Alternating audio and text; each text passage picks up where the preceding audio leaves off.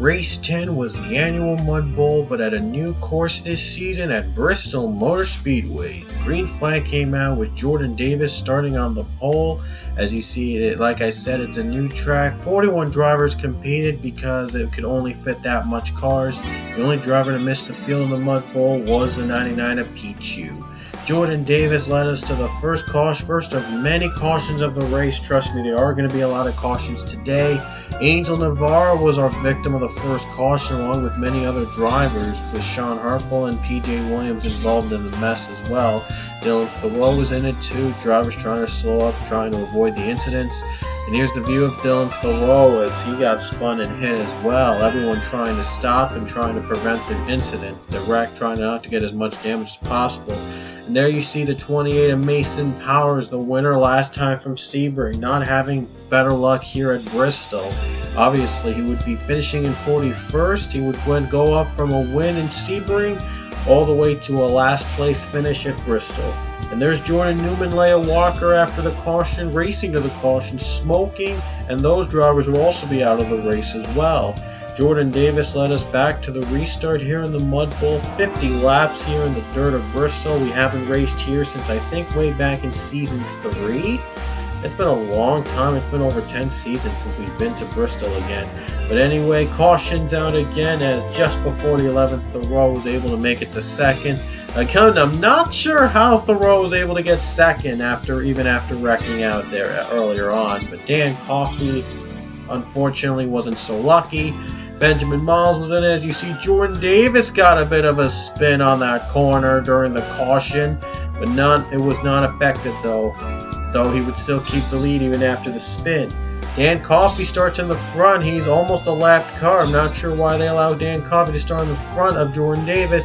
Final corner. Oh no, the leaders rack out. The top 3 drivers for the lead have wrecked. Everybody else gets a piece of it as well. Could you believe it?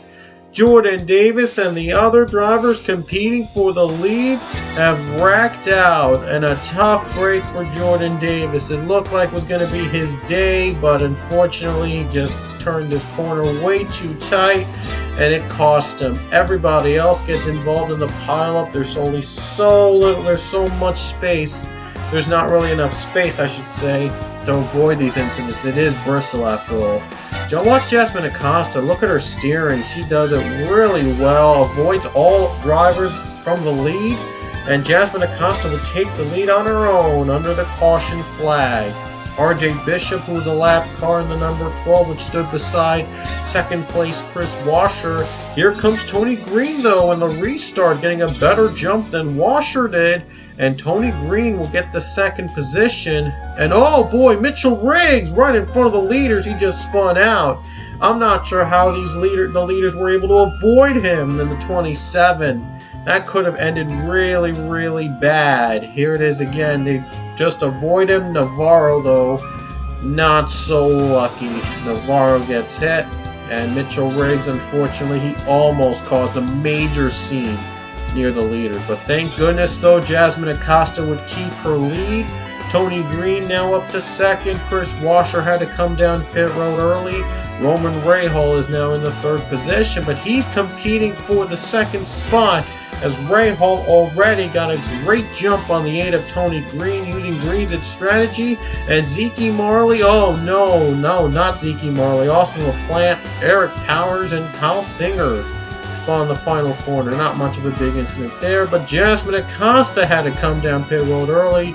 She had a damage from the racing back to the caution. Unfortunately, I skipped over that by mistake.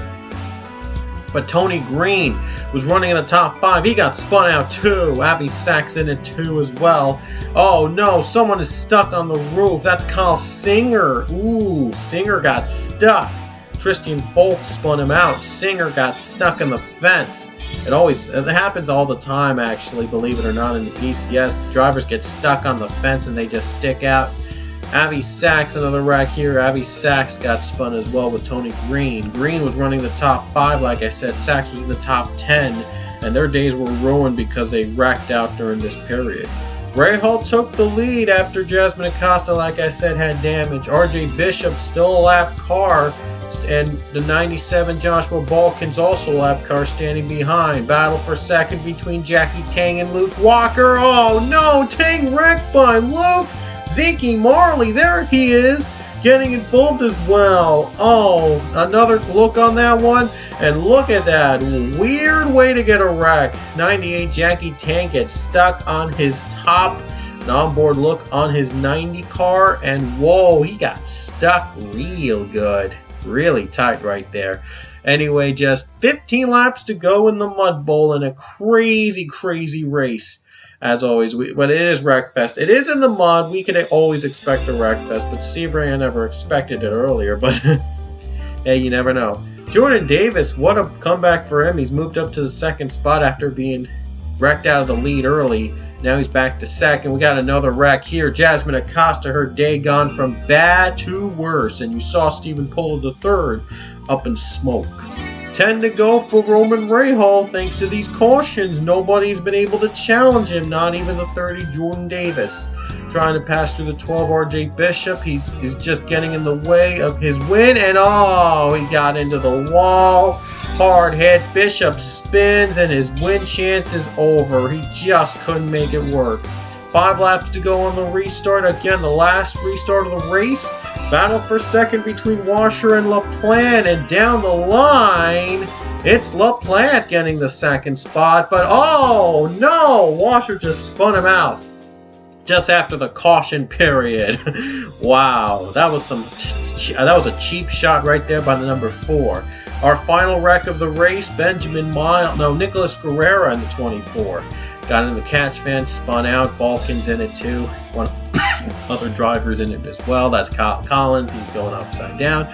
But coming off the final turn after a lot of wrecks, a lot of craziness, Roman Rahal has won again here at Bristol Motor Speedway, collecting its 4th career NASCAR Pro Mud Cup Series win. My apologies, I have a bit of a dry throat today. It's his 4th win of his career. He has one more win than his own team captain, Nick Pericles, and they have their 8th Oreo Motorsports victory for them. And here's the rest of the field. Only 8 drivers survived on the lead lap, which is surprising here at a track like this, but my apologies. Again, dry throat. But Roman Rahal collects his 4th career win. Next race begins World Course Tour 13. Live from Twin Ring Motegi, it's the Amiibo 300.